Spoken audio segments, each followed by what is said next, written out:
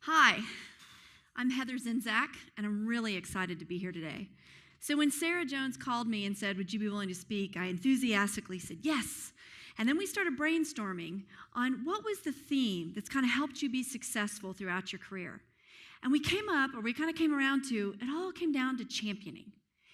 I have been my own biggest champion. I have championed my career. There's a reason there's a picture of me on here. No, I'm not that vain. I don't normally go around with pictures of myself in presentations, but I wanted to hammer home the point that you have to be your biggest champion, your best advocate. It really starts with you. So I'd like to kind of talk about 3 ways that I've championed my career. So first, how many of you guys watch Downton Abbey? Yay! So I love the show. I love the costumes, I love the good-looking characters, I love the dialogue, but I especially love it because it's written at a time where women had no real legal power. They couldn't vote, they couldn't own property, and yet there's some super powerful women in the show. And my favorite is Dowager Violet. So she's the matriarch, and she's constantly giving her young granddaughters pretty sage advice. So in this one episode, she says, "Don't be a defeatist, dear. It's so very middle class." Sorry for the bad British accent. But I love this quote, 1, because it's hilarious, because she's such a snob.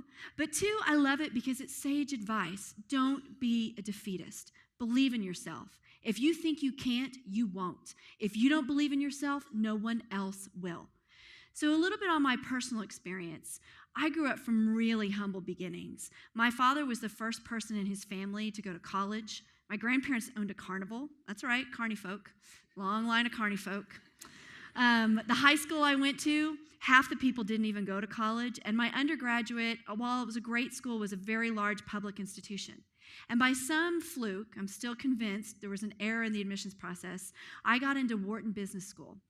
Ivy League, arguably the best or one of the best business schools in the nation.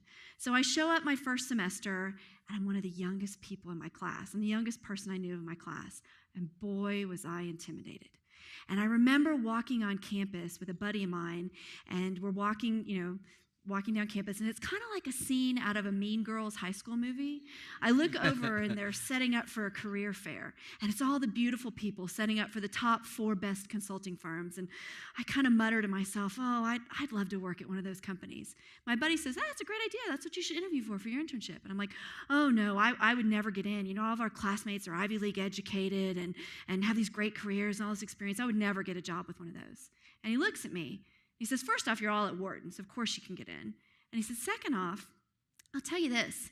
If you walk into that interview and you think you don't belong and you're not good enough, they'll think that too. It was really great advice. So I practiced the type of interviewing that they did. I worked my little rear off for 3 months making sure. And when I walked into those interviews, I had confidence. I knew I belonged. I knew I could do this. And I was the only person in my class that got offers from all 4 of the top consulting firms. So you have to believe in yourself or no one else will. The next thing I'd like to talk about is we as women don't ask often enough for what we want. There's a great story in the book Lean In where Sheryl Sandberg talks about how at Google, men were being promoted at a much faster rate than women. And they didn't understand why. And it's because they deployed a program at Google where you had to nominate yourself for promotion. Men were asking, women were not asking. And I remember when I vividly learned this lesson myself. So it was the year 2001. I was living in San Francisco. The stock market had crashed. The dot-coms had failed. September 11th had just happened, and I'm looking for a job in Silicon Valley. Arguably the worst time to be job searching. But I got a job, and not just any job, a great job with Oracle, and I was so proud of myself. And the guy I was dating at the time, who was not my husband, for those of you in the audience who know my husband, is somebody different, a little bit of a jerk, kind of important for the story, takes me out to dinner to celebrate.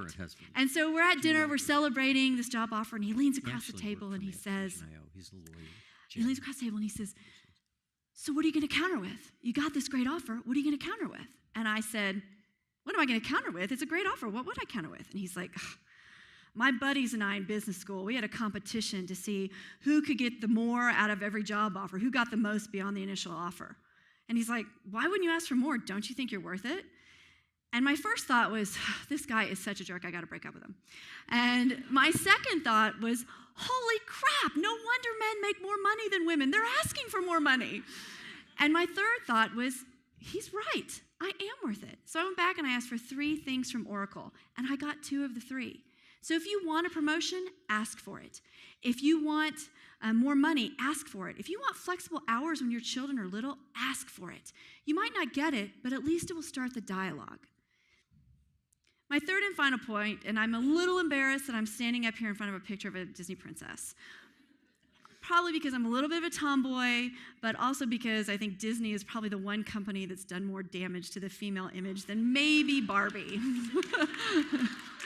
But the story of Cinderella will resonate with you, so hopefully you'll remember this. So Cinderella was a lowly chambermaid. We all know this story. And she wanted to be a princess. So what'd she do? She put on her ball gown, strapped on her tiara. She went to the ball. She acted like a princess. She danced with the prince. She flirted with the prince. People saw her as a princess. This has been my secret weapon. Throughout my career, I have probably 50 examples where I've pulled a Cinderella. I have seen something I've wanted, and I've gone out and acted like I deserved it until I got it. And I'll give you an example in my 20s. So I was working at a startup, and I was running business development, and I had 0 marketing experience. I really wanted to run marketing, but they're never going to let me run marketing. I had no experience. So you know what I did? I went to our head of marketing, and I said, hey, we're not running really much press campaigns. What are you doing with PR? And she said, I'm flat out. If you want to take that on, great. So I put together this really thorough proposal, took it to the executive team, got the budget and a head count, and I started running PR. Fast forward a couple months, I did the same thing with a particular type of demand generation campaign that we needed to run. Fast forward a few months, our head of marketing quits. The conversation of the executive committee wasn't who should we hire to run marketing, it was who should we hire to work for Heather to run marketing. I had already acted like I was running part of marketing. I had proven to them that I knew how to market. So if you're an individual contributor and you want to be a manager, go out and mentor people. Let people see you in a managerial aspect. If you're a manager and you want to be a director, look at how the directors at your company are contributing and contribute the same way. If you're in marketing and you want to be in sales, pick up some sales projects and show that you have sales acumen. Act like you are. And my final slide, I know it's Oprah, but what's there not to love about Oprah? I mean, she's a bazillionaire, she's a celebrity, she's always trying the latest diet craze. I mean, I love her. But I truly love this quote. It says, it doesn't matter who you are, where you come from.